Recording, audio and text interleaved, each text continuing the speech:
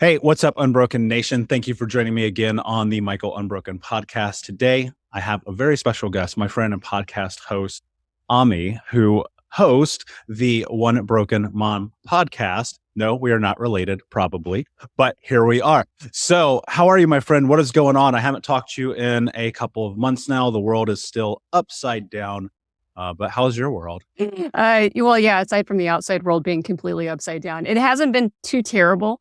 We're talking somewhere, in the month of October. And so what I've had to deal with on top of, chaos world is back to school and doing with that in my personal life as well as with my, my professional life and the challenges of not having anybody ask me if I wanted to take extra time out of my day to educate and be a homeschool teacher for my teenagers, and kind of addressing the feelings I have about that, and try not to get too pissed off about how, it seems like a lot of women are in that position and that doesn't seem fair. And yeah, it's just one more cause on top of the other, but that's the cause du jour, it seems like in day. And then the stress of all that, like it's stressful to do that.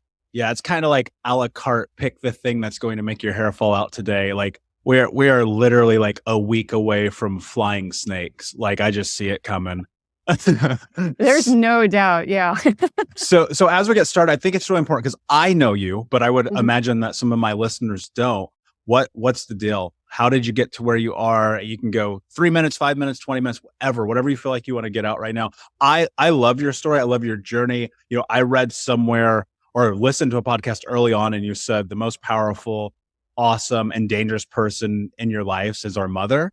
And that's when I noticed you. And so I kind of wanted your journey and your story. Like, how did you get to where you are right now? Okay, cool. This will be my TED Talk. So everybody get settled in. No. Sweet. My rebirth day is this date that I use for everybody. And it really has a lot of meaning to me. And it was December 17th of 2017. And it was a day that after several months of having the latest relationship completely implode on itself. And this relationship was connected to businesses that I loved and devoted a ton of time working into. And it happened in the same year that my kids needed, their dad no longer wanted to be their custodial parent. So there's a story in there as well. And I had spent months going, man, Ameé, you have just been able to recreate, the same, up in your life over and over and over and over again. You got to do something different. And so I'd spent months and months and months and months reading. I think when you and I talked, we had similar things like white papers. Like, there was nothing that was untouchable to me. If it was a psychology journal, if it was a research study, if it was a self-help book that somebody wrote, I was everywhere. And I came upon one book by one of my guests that I had on my show, Wendy Bahari, and it was Disarming the Narcissist. And the words were childlike and powerless. And for the first time ever in my entire life, I had this bright flash, literally like stroke moment, where it was just like those words hit me.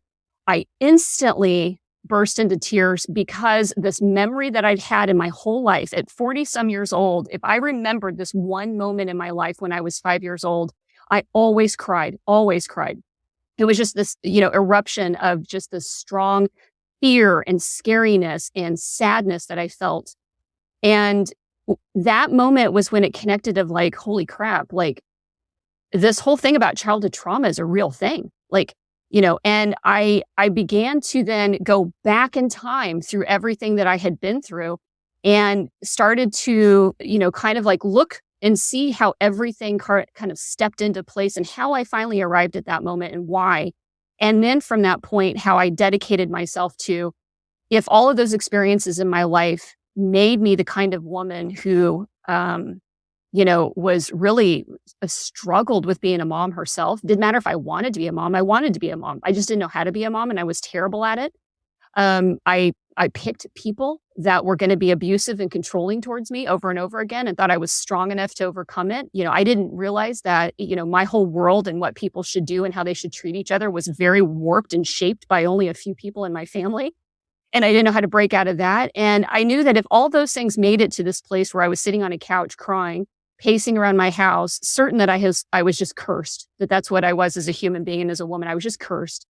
Then I could not do the same things to my kids, the two kids sleeping down the hall. Like, I had to change, dramatically at that point. And so then I dedicated myself to hardcore therapy weekly, and for two reasons. One was to heal me so that I could get rid of the curse, the intergenerational curse that trauma does to us. And at the same time, I could fix the kids, because unfortunately, they'd already had me as a mom for the first 12, 13 years of their life. And I needed to undo that, and I needed to get them on a path forward so that they weren't in their 40s sitting on a couch, broke, alone, depressed, feeling the same feelings that I had at that moment in time. And my takeaway out of that, and as I sat there for a while, was that my story didn't seem that remarkable. I hear your story and I'm just like, holy crap, man, you've been through some, right? I think that most people would look at my life for the most part and go, yeah, that's how I grew up. That was my life. Yeah, my mom, my parents got divorced, and, my mom remarried a half a dozen times. And yeah, my family was a little strict and rough when it came to, discipline. And yeah, we had some beatings going on. That's normal.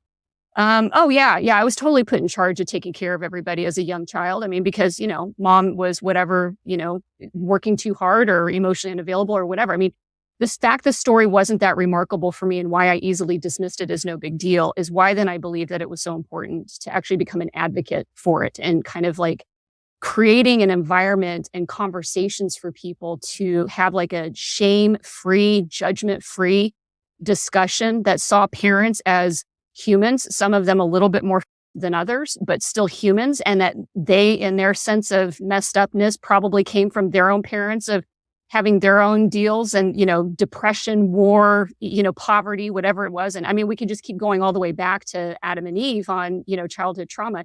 And if we could look at that and not ignore it, and then start to respect that the science is showing now that neuroscience is a thing, that we know now how neural pathways are formed. We understand brain architecture in ways we never knew before, that we have an obligation to ourselves, especially if we're parents, to make some really hard changes in our lives. And that's where I then decided that this was hard for me to get to this place. Like, this wasn't just an aha moment, but it took all the time, like you did, research, reading, attacking the problem from a lot of different angles until something finally clicked. Like, I just was relentless on myself of not giving up on changing myself.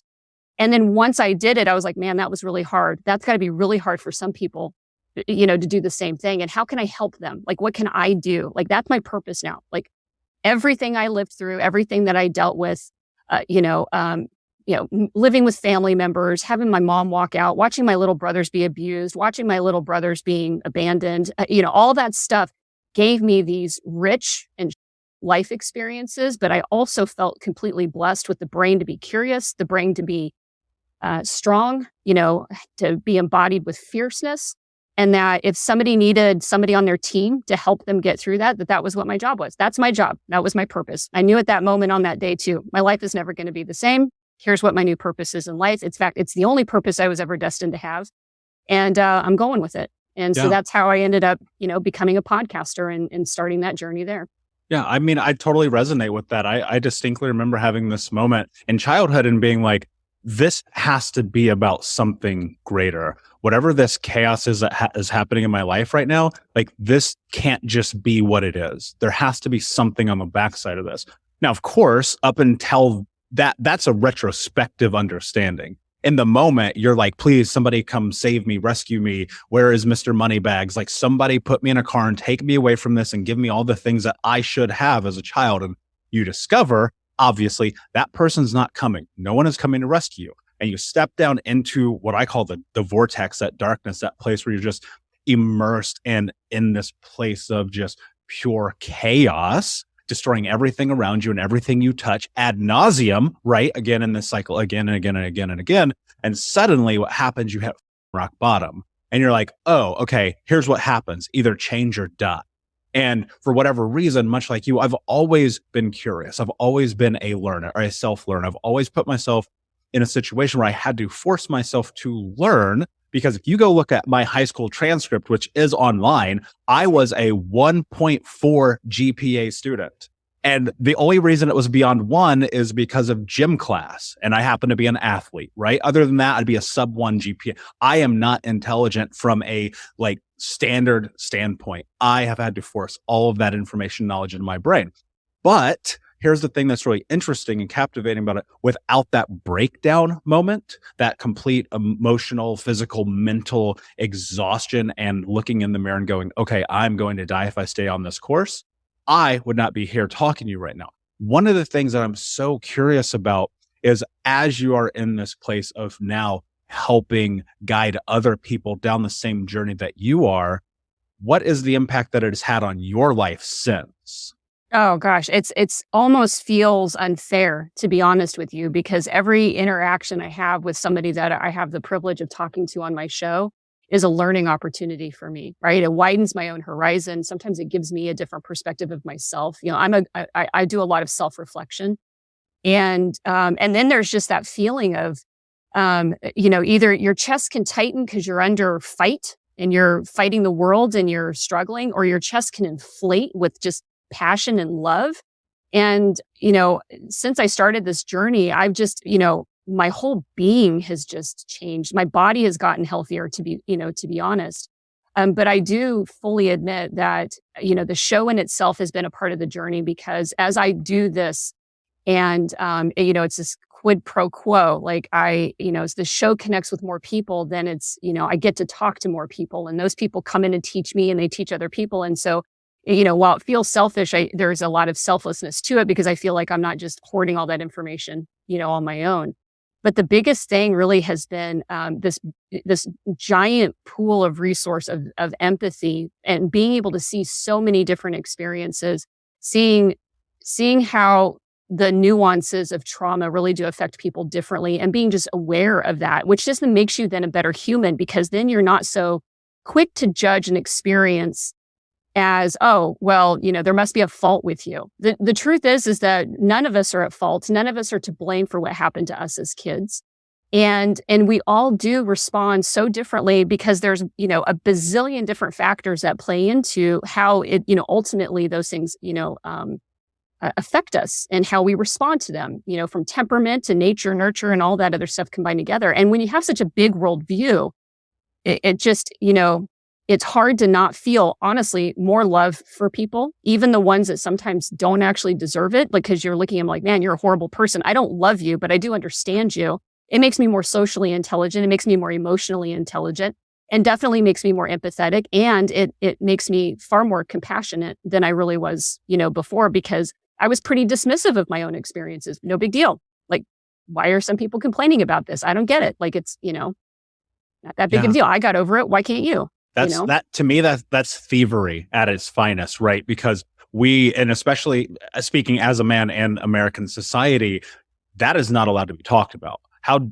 dare you talk about the idea that you may have had a bad childhood, when there are children getting their arms cut off in Rwanda and children getting murdered in China because there's more than one of them, and the world is chaotic, and we kind of allow ourselves to accept this idea that circumstances are not necessarily as bad as they are. And I'm not saying anyone's particular circumstance is as good or not as someone else's, but realistically, some of us had some really terrible things happen to us. And to be dismissive of that or comparative of that to someone else's is to negate your human experience. And we find ourselves in this place where now, if your thing, and maybe it's virtue signaling or social justice, and that kind of plays a role in it too, but so many people are just throwing their out into the world, and then they're not getting it reciprocated, and they're like, oh, I must still not be important. The thing that we have to recognize, and I want your opinion on this because I'm so curious about your thought processes, when I look at the state of the world that we are in right now, and understanding that so many of us have had so many traumatic backgrounds, and looking at social media as a whole being this thing that is comparative mechanism, it is literally a device that we look and go, is my life as good as this person? And yet, no one is sharing the darkness in authentic ways there. What kind of factor is that playing in people's mental health right now? Right? You see it firsthand, because you have these incredible conversations with people who are in this space. Yeah, it is. I believe that people are starting to recognize that kind of that toxic, the toxicity of social media from that perspective of the, totally showing all the highlight reels and none of the reality.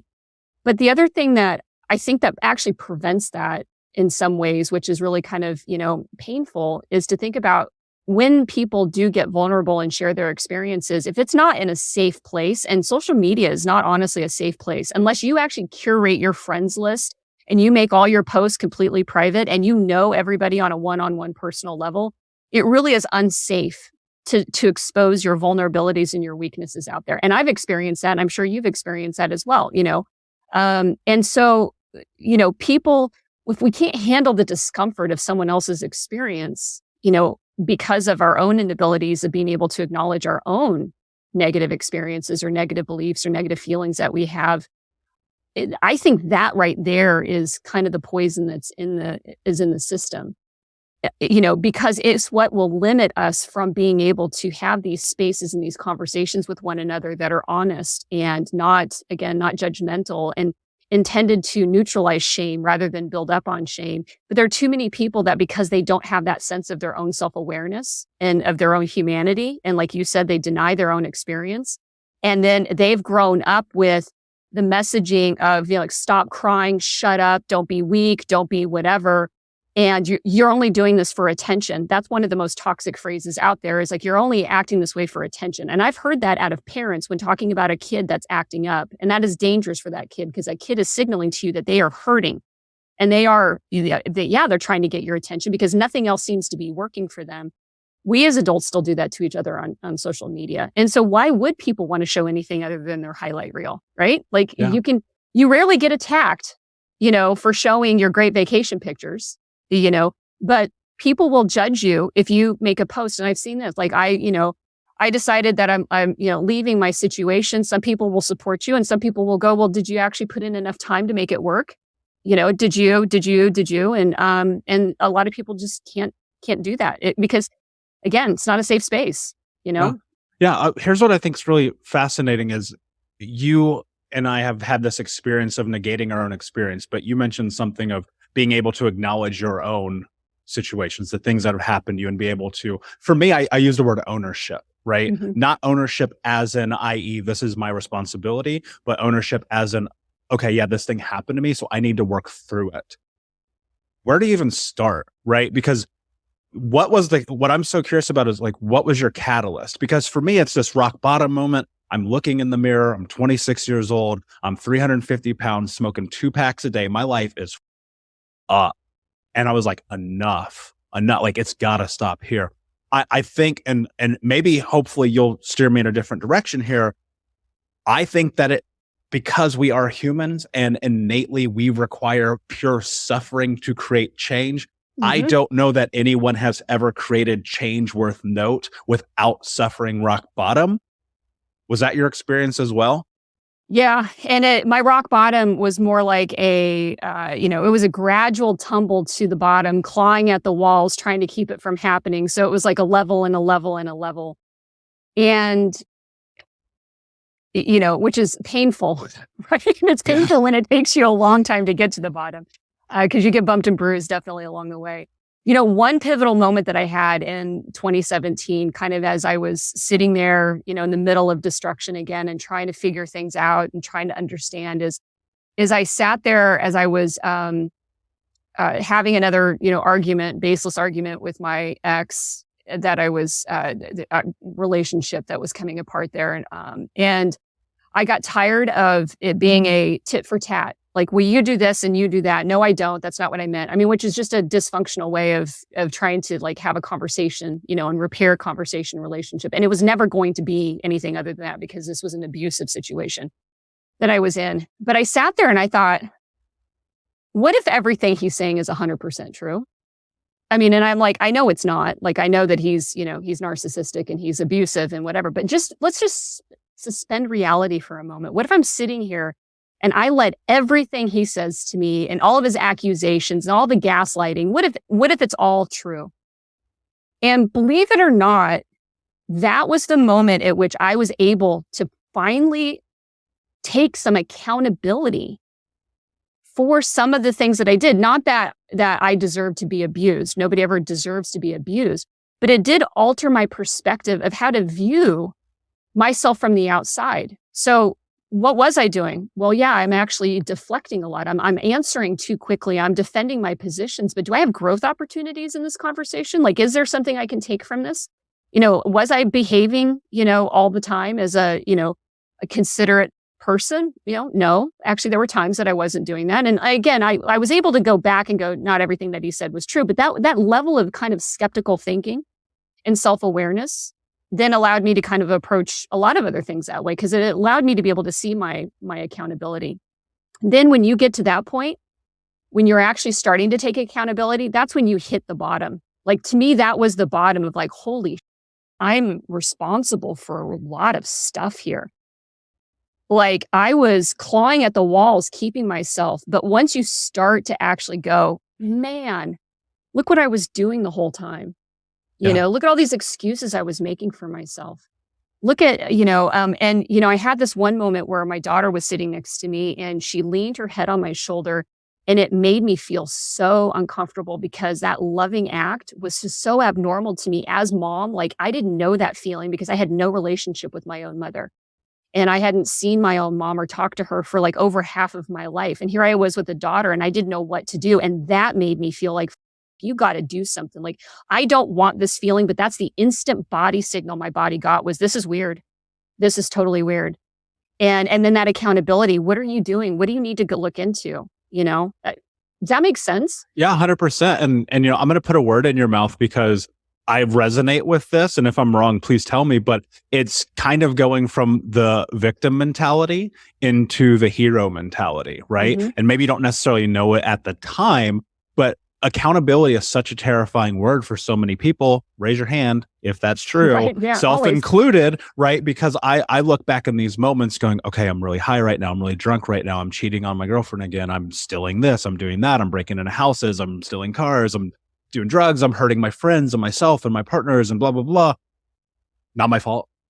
This is not my fault. None of it's my fault. Nope. I am programmed to do this. Blah, blah, blah, blah, blah. Well, guess what? That's not true. Because you have this thing as an adult called agency. Now, sure, as a child, and I was a very moronic child, like looking back on it, like I did that is insane. Like even now, I'd probably still go to prison if I talked about it. And I think about that and how that translated into my adult years and having to step into accountability, which in those moments too, when I had a reckoning, for lack of a better term, I had these moments in which like the pressure of my mistakes felt so incredibly heavy because I had tied it to shame based on my own behavior. But at the same time, I was doing it anyway. So it kind of negated it. And I kept doing it and doing it till that rock bottom came. And within that, this idea of accountability and responsibility and a word that I love, which you just use, excuses, I had to have a reckoning. I had to have a coming to Michael moment and go, I created a framework for which in that moment, I set up the baseline for the rest of my life. And it's very simple. No excuses, just results. Because I had recognized that I had only been measuring myself against what had been laid down in the road for me. Everyone had said I was going to be a failure. Everyone had said I was going to be a loser. Everyone said I was never going to be capable of love or happiness or health or growth or any of those things. And thus, of course, that was true, right? We become the stories that we tell ourselves. And so I imagine that's very much the story you're telling yourself. Okay, so I haven't seen my mother. I'm now a perhaps neglectful mother, all these things. What are the stories that are starting to like transpire in your head? Mm-hmm. Yeah. And that was a lot of it. And, and I wanted to say like, if you think about what rock bottom means, it means that the point at which you're not going to fall anymore, right? Yes. And the only way you ever stop yourself from continuing to slide and fall is once you actually have that accountability moment, that reckoning moment, like you said. Because if you still don't have that, your life can get worse because rock bottom for everybody is different. Sometimes it is like the house caught on fire and everything. But I think the thing that actually changes somebody is when they realize what their role was in that. Because, and again, that's what it means. Rock bottom is actually the best place to be because it's where you're not going any further. You're not going any deeper. And the only thing that keeps you from going any deeper is the accountability, the reckoning, the looking around and seeing, what, you may not have started the slide, but you can stop it and you can take control and some power over it and you can actually do something about it.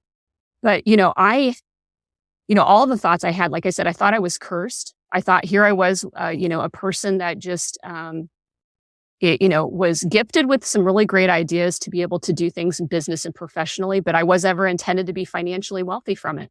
Like my job was to build wealth for other people, and I was never going to get it. Like that was, for a while, that's what I believed. And where did that come from?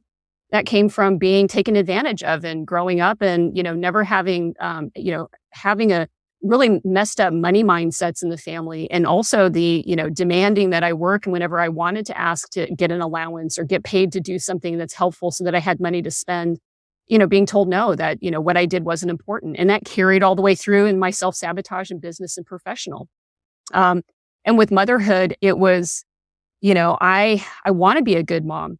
I really do. I wanted it. But there I was repeating the exact same my own mother had done. And I was just like, man, how is this? Like, what is going on? Like how, and I didn't know, the 7-8 years before, when my ex-husband took the kids, he became the custodial parent because it was obvious.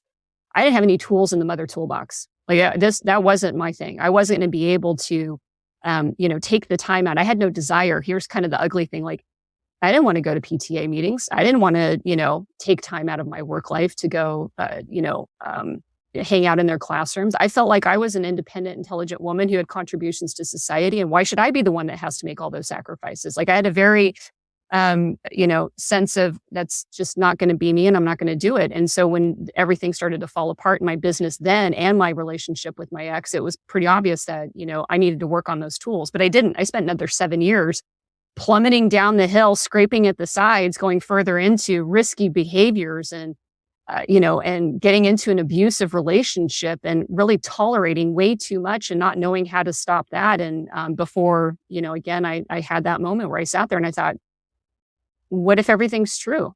What if this is my fault? Yeah. I'm curious about how one rebounds from this, right? Because I don't have children. I will say I probably never will. I do fully intend to probably foster and adopt at one point, but actually having children feels so far out of the scape of normality for me. I don't even know how to put my finger on it. But what I do know in a really true way is that at 18 years old, I told my mother she was never allowed to speak to me again. It literally was my saving grace because of her abuse, her neglect, the amount of drugs and alcohol, her being a bipolar narcissistic, like threatening to kill me and my brother, like the list goes on. It's like a dark comedy times 10. And I remember distinctly, I told her, I was like, you are not allowed to be in my life. You're not allowed to speak to me, show up, call me, text me, email me, Facebook me, MySpace me, because I'm that old. Like none of those things you're allowed to do. And until the day she died, about 6 years later, I only actually saw her one more time. And even to this day, it is still one of the most important decisions that I've ever made. I had given her opportunities upon opportunity upon opportunity. You're talking about like a 12-year-old boy who would go and sit in AA with his mom and be blamed for her problems. And I recognize that that was not true, right? Because for whatever reason, I'm super cognizant as a kid. And so opportunities had fallen.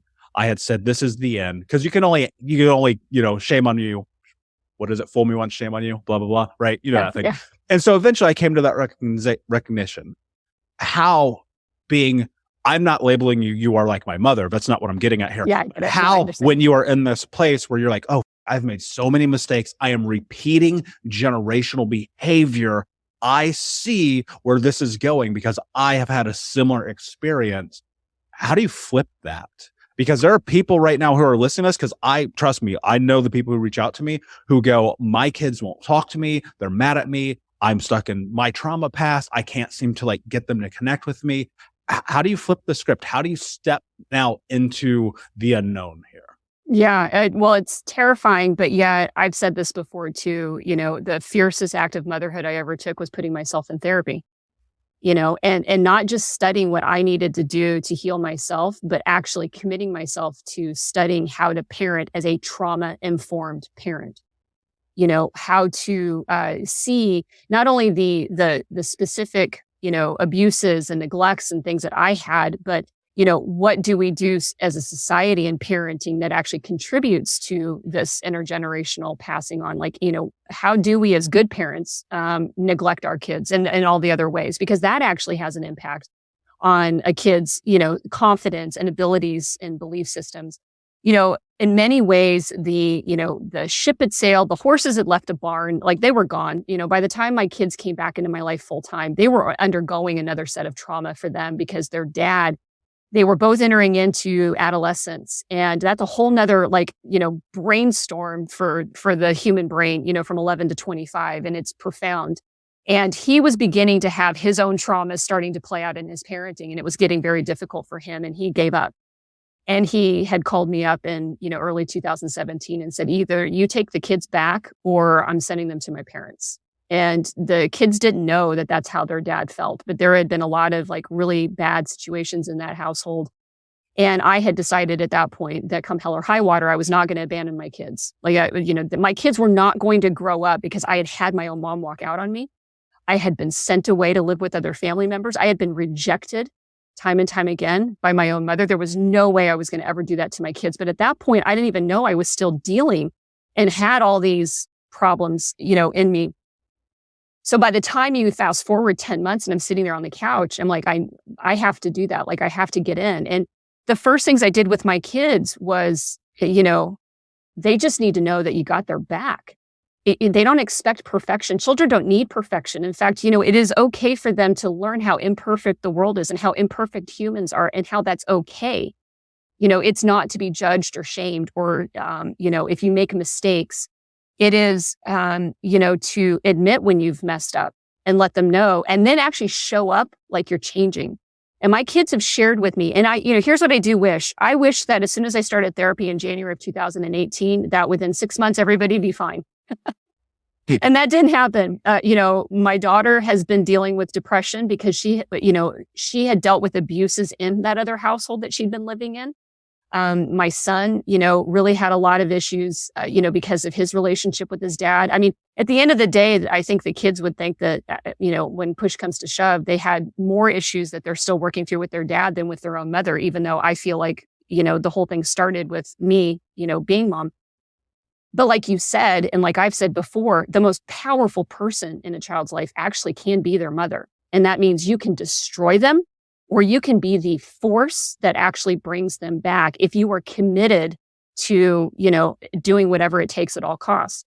And that means, if all cost is, hey, you've got to figure out how to parent yourself because you can't parent yourself and your kids at the same time. So, an adult needs to show up and you can't, be a 14-year-old trying to parent your two children. You got to be an adult, Ameé. You got to be 40 years old. You got to be an experienced, capable, competent, compassionate mother to them. So work on your so that when they have their, that's who shows up for them, not the kid, not the, the angry teenager, not the scared 10-year-old or 5-year-old. Show up as the mom that they actually need for you. Handle your own off to the side. Don't make it their.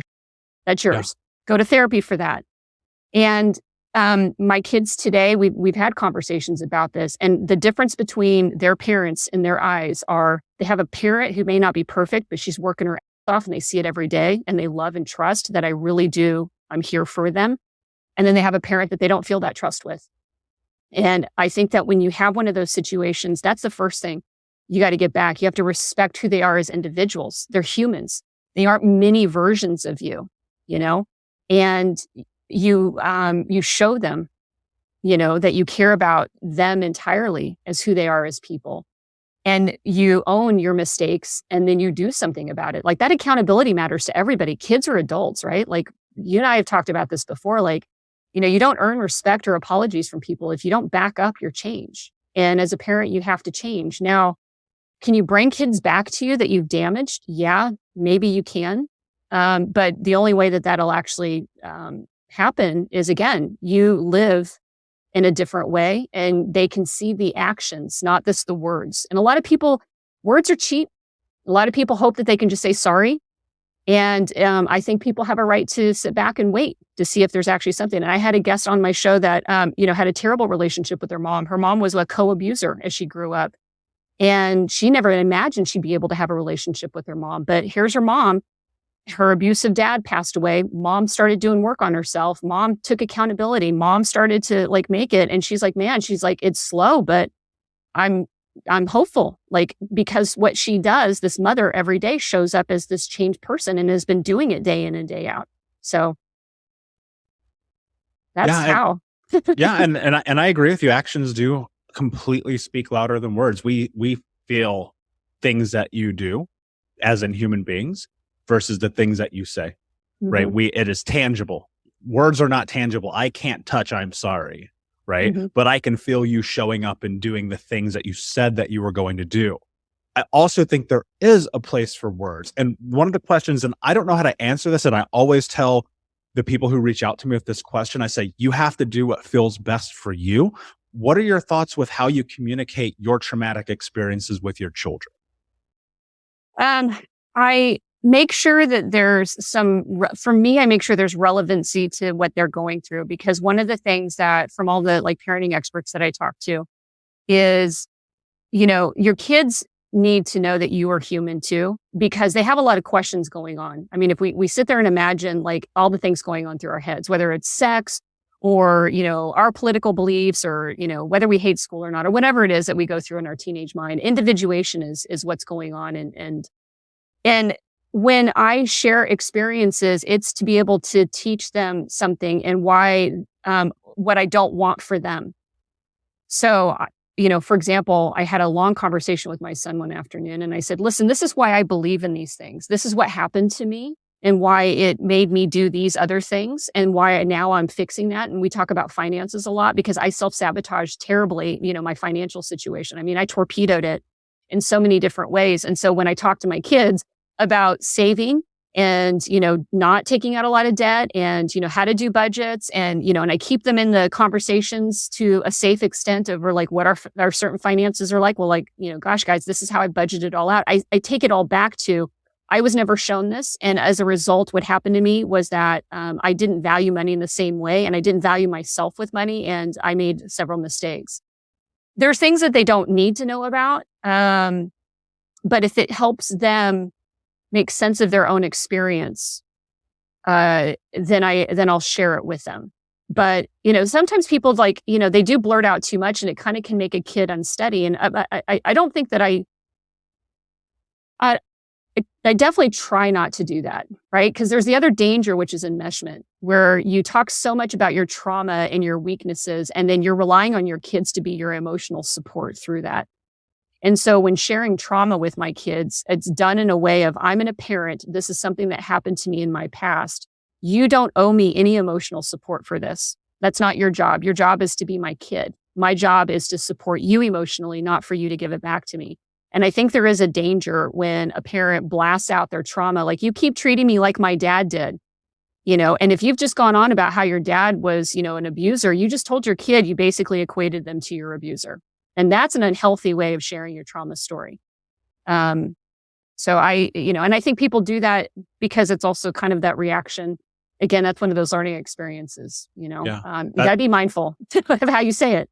you really do. And that's entirely learned behavior, right? Because I even noticed my mother would say things similar like that. And then I discovered, there's levels of covert incest in there too, and enmeshment and all the things that start. And then I was carrying that over into my teens and adult life and my relationships, right? And then end up getting in the beautiful, wonderful codependent relationships. And we know how those go. Mm-hmm. And one of the things that had kind of hovered over me for so long was just the shame about all of it, right? Mm-hmm. And just feeling like, how am I supposed to share this, right? How do you, not only as a human being, but as a mother, how do you share these things? And whether that's in your personal life, in your professional life, with the kids, with the friends, with partners, how do you work through shame where it is so abundant in society right now? And especially when we have reflections of ourselves. For me, shame doesn't carry nearly the weight that it used to. I can talk about 99.9% of things in my life and be okay with it. How do you navigate that? Yeah, that's a great question. Because I did have a lot of, it took me a long time, for example, I've said this before about using the A word, describing and being able to own that I was in an abusive relationship, because that felt victim-y and I didn't want to feel, that's the shame of not wanting to feel like I'd been victimized by somebody. And I had to kind of sit with that. Like, what's stopping me? Like, I didn't ask for this. Like, I overlooked things, but again, that's that accountability. What do I do differently with my life to understand how did I, what navigated me into the situation? How do I stay out of those? How can I honor and trust myself more? and my red flags when they start, and the alarms start going off. Why didn't I listen to my alarm system? That kind of stuff. My own constitution, though, it has a deep sense of confidence, self-confidence, and resiliency that while I have the same feelings of guilt and shame, and particularly around my parenting, like that still brings tears to my eyes. I still feel ashamed that my kids have suffered because of some of the things I did and didn't do. But then I go back to, but you didn't know what you didn't know. Yeah, and guess what, exactly. Ameé? You're showing up today and you're actually making real concrete changes to that. And you have the evidence of that. Your kids are reinforcing that with you. The consistency with the show that I do and the work that I do is me showing up every day for myself to say, see, you're still working on it. And you should be proud of that, because not everybody, Ameé, does as much as you've been doing in this whole thing. So no, you can't change what happened to them. You can't rewrite history, but you have full power and control over the future that you're going to give them. And so don't worry about what you can't change, worry about what you can change. And that's my pep talk I have to give myself when I see my kids struggle and I realize, man, they wouldn't be there if I hadn't done that. And I pull myself out of that despair. Yeah. And that's such an important conversation to have with yourself, because again, it comes back to, we are the stories that we tell ourselves. And even now I have these moments. And I think when you've suffered and experienced enough trauma, you will always and forever have to navigate the shadow part of yourself, that part of you that says you're not worthy, you're not capable, you're up, you're the reason why this happened. And that self-talk narrative becomes smaller and smaller and smaller and more insignificant over time as you step further into it. But, where do you even start? Like, I recognize that, yes, rock bottom is a part of this. And my goal, one of the things that I really want to figure out how to do is, how do I mitigate the risk of rock bottom and interject before that moment? I don't know that this is actually a possibility per what we talked about a few minutes ago, but once you even get to that place and you're like, oh, okay, now I see, like, where do you even start? Right. A lot of people jump right into therapy, but my argument is, I think that first you need to have some introspective reflection and educate yourself. But that's my thought. Well, and that's how I got there, and I think that that's pretty normal, because therapy can be really kind of mind-blowing for people that aren't used to having conversations with themselves, let alone now conversing words out loud in a room to another person. If we've never been able to hear ourselves tell our own story back to us, it will be almost impossible to be able to open up our mouth and tell that story to someone else. And so I do think that you have to sit with it on your own for a bit. If it helps to do self-help books, I always encourage that. I think that that's kind of like the gateway to therapy is to go self-help and whatnot. And sometimes our gateway too is, talking with a friend, or whatever the case is. I also think that, you don't have to go as crazy probably as you and I did with all of the work, but, maybe groups are easier. But again, I think that you have to be mindful of your own experience. The other thing that I also recommend is, and it's pretty natural, the first people we actually diagnose are the people around us. We are wired as humans to not be mindful and self-reflective. We are wired as humans to be observant of the environment around us. And so one of the first things would be is, if you were scripting out a play, well, who are the characters around you? You're the central figure in your own story, but who are these supporting characters? And are they the same as that you've had before? Are there different ones? Are you choosing and casting the same roles in your life over and over again? Because there's a lot there. And that's how I kind of got back to me was, there's this mindset like I'm a victim. And I never believed victim, but I always believed I was a magnet. That's another word. That's a word that non-victims use, is that they're magnets. That they're, we are not a victim. We just attract to us and it's not our fault again. Well, that's another, mindset. We steer ourselves into situations that those people then kind of, come into our world. And so if you feel like you've been a magnet for certain types of people, well, then start to break that down and see where it's at. When I started to see common people, narcissists in particular, it allowed me to go, God, I wonder where that came from. Why Am I always in situations where I have a hard time protecting my boundaries and saying no to those types of people professionally and personally in my life? I wonder where that comes from. Well, Yeah, but hold on, I got to pause you quick. How do you even get to the place of asking yourself that question? Of asking my why the question, Yes. the why question? Yeah. Well, I got to that place because the first question I asked is, why am I attracting these people? Right? That was it. I could see that my hardships and the people around me had a lot of common, characteristics and personality traits. And then I was like, why do I attract them? What is it about me and my personality that brings them all to the table, or to the, brings the boys to the yard? And I don't, let me see if I can think about this. How did I get to that place? It started with one person who was making my life a living hell. And me diagnosing who they were, what type, what was it about them, their behaviors and stuff like that. And then from there, I then was like, wow, actually, these behaviors, these traits look like that person there and that person there and that person there. Well, then now I'm a magnet for narcissists. Like, that's how I came to that conclusion. But yeah, I don't know where, except for just hardship of, being in an abusive situation where I just, like, my life sucked and I wanted to solve that person. That was it. I'm a fixer and I wanted to fix the person around me in order to make my life better. And that's what started me on the path, was that if I can, because that's codependency. If I do certain things and I behave certain ways and I keep picking up the slack for somebody, eventually they will be the loving spouse, parent, whatever surrogate you want to plug in there for me. So my codependency and my desire to fix people is actually what got me looking at people and wanting to study them more deeply so that I could fix them all. And then realizing that at that point I was magnetized and attracting them to it. Yeah. And then asking that question and then getting to a place of, you're not attracting them. Like, in a sense that you're a victim here, you are recreating these roles over and over again. You're recasting the same role with different people over and over again because you're replaying the only script and the only model of life and the only model of relationships you even know. Yeah. And what's super fascinating about that is that movie ends the same way every time. Every time. That was the self-sabotage. That was me standing in the road in 2017 going, okay, here's science brain. When you have one incident, that's nothing. When you have two, you have, whoa, that's a little interesting, but still nothing. But when you have three times that this happens to you, you have a pattern, a mathematical pattern. Okay, common denominator. Well, if the cast of players has changed and the companies have changed and everything else has changed, but Ameé is the only common denominator, that's the only variable that matters. Yeah. Ameé is the variable that matters. That needs to change.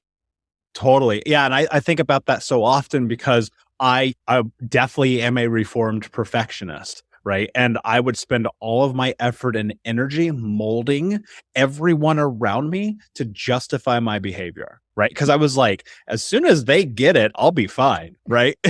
Yeah. As soon as they understand what I'm trying to do, this will be fine. We won't argue. We won't fight. We'll be in bliss. Mm-hmm. Come to recognize that's nonsensical. And so as we start to kind of trail off here, first, I think this is beautiful. I love this conversation. What is the mission? What are you stepping into? What is the goal? What are you trying to build? What does your future and your understanding of not only your world, but the world, and especially around trauma, like, paint me a picture?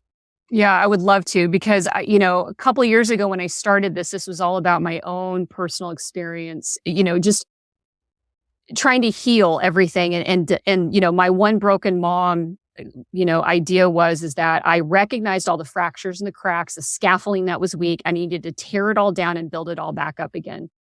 One thing, though, that I've always been passionate about, to be honest with you, is my drive as this very independent person. The oldest child tends to be that way. And especially if you've been neglected, you become a very independent thinker. You can deal with a lot of challenges and things. And it led me down into entrepreneurship. Like, I actually love entrepreneurship, but I also love being a cheerleader. Like, I love helping people. And I've had a chance to work with so many different business owners, particularly women. And as I've grown this amazing toolbox of just the psychology and, and really being able to get in and up my game on neuroscience. Coming back to business has actually been kind of fun because it's like, man, because I wanted to solve that other problem. How can I be this creative and intelligent businesswoman and not f it all up again? Well, guess what? It's trauma. Like, it's literally trauma. Trauma is the reason why. I am a really good math person. I have a master's degree. Like, I have degrees and lots of things that contribute to business. So why couldn't I make businesses stick? Why am I, why was I chronically under earning and underpaid? Why was I in poverty after the last relationship? What did I need to do to change that and fix that? And that's either how you behave professionally, because, you need to collect a paycheck one way or another because things cost money. We're not in a barter system. We're in a exchanging of dollars system. And so I'm actually, after 2.5 years of like psychology boot camp into the world of trauma, I've actually been going back into and bringing that harmony into business and beginning to help, especially women, understand how their traumas may be supporting or hurting their abilities for financial freedom and an ability to take care of themselves. And whether they are childless or not, not have to worry about some of the grooming that we have in culture that are trauma based help have some women relying on a spouse in order to be able to pay their bills and, salary gaps and stuff like that. So my expansion out from this point is coming back to the other passion that I had coming in, which was business. And so applying all of this to business and entrepreneurship and, coaching and teaching and writing books. And I have a book coming out in the spring called The Fearless Woman's Guide to Starting a Business. And I'm excited about that. That's how I blended it and molded it all back. And that feels the most authentic for me because I'm not a therapist. I'm really terrible at that because I do have a hard time holding a lot of another person's pain. That's very difficult for me to do. So, sitting down and working one-on-one with somebody through all their deepest traumas, and it gets overwhelming for me very easily. And that's part of what my story is having to hold everybody else's trauma pain and having it overwhelm me. I get overwhelmed really easily. But on the other hand, I've always been super excited about helping people with businesses and creative and all the good stuff that's in there. And so this is the most authentic step for me. Yeah, I love that. That's really beautiful. And I resonate with that. I tell my clients, I coach people around the world and I say, I'm not a therapist. Like, I don't care what happened in your past. We're talking about the future here, right? And I think that's really important. I think your past will always, always, always play a factor in who you are right now, but it doesn't get to dictate your future. And so being able to step into that and recognize your power, which is what you are doing, tongue-tied, that's really powerful and really beautiful. And I actually have hosted a course about trauma and entrepreneurship in Singapore and Thailand and London. And it's so profound. Like, if you look at the correlation between failure in business and trauma, it is hand in hand, like no questions asked. I think that's really beautiful and really powerful. I super encourage this. Tell everybody where they can find you. Awesome. Thank you so much. So I'm at ameéquiriconi.com is like a good jumping off point. So, and I'm sure you'll have a podcast note. Somebody needs to figure out how to spell that. Yeah. But that's my main website, and you'll get, links to my books, my social accounts. You'll see, the podcast is on there. The podcast show is One Broken Mom. It's on every platform. It's also on Alexa and on Amazon and Spotify. So you can actually listen to the show there and subscribe. I'm in this 3rd season, so I'm pretty excited about that. And, as like I mentioned before, I have a book that'll be coming out in the spring of 2021. And so that's kind of the plan is, I've been developing online courses that are really business related courses, the business and the harmony with the psychology and the underlying stuff. And I have a few of those that'll be coming out at the end of the year and beginning of the next year. And, I've actually been toying with doing like a business oriented podcast. So taking trauma and keeping One Broken Mom as that raw, deeper stories and working with the psychologist, but then actually tailoring my Fearless Woman's Guide to Business and creating a show on that. So we can kind of blend the two of them together and have examples of entrepreneurs and business people that have had to come with this inner work and their inner world and how they've been able to turn the corners, the real corner, turning, not just, I applied this new social media content planning campaign or, I was able to get $20,000 in startup funding. Like that's not the hard stuff. Like that's the easy stuff. The hard stuff is turning your life around and building a business or changing careers, to fit your purpose and your passion because you're letting go of your past and you're moving on. I mean, those are amazing stories that I can't wait to tell. Yeah, that's beautiful. And I've been in entrepreneurship for 25 years ish, and some legal, some not. And the one thing that I've discovered in all of it is that the best entrepreneurs, the people who are like the people we recognize as entrepreneurs, they own themselves. Mhm. And that is the difference between success and failure there. So it's beautiful. I can't wait to hear these stories and see it. My last question for you is, what does it mean to you to be unbroken? To be unbroken. For me, I think that's a great question. Because I think of the Japanese, and I can't think of the name. I wish I could, but the Japanese pottery of taking cracks and filling them with gold. And I think that unbroken doesn't necessarily mean you actually obliterate the presence of those cracks, but you've been able to replace it with something that's stronger and more beautiful than what you were before. I love that. That is super beautiful. And I completely agree. So thank you so much for your time. I'm so stoked for you to be on. Guys, if you found value in this conversation, please go and check out the One Broken Mom podcast. And if you enjoyed this one, please like, share, subscribe. And until next time, my friends, be unbroken. I'll see ya.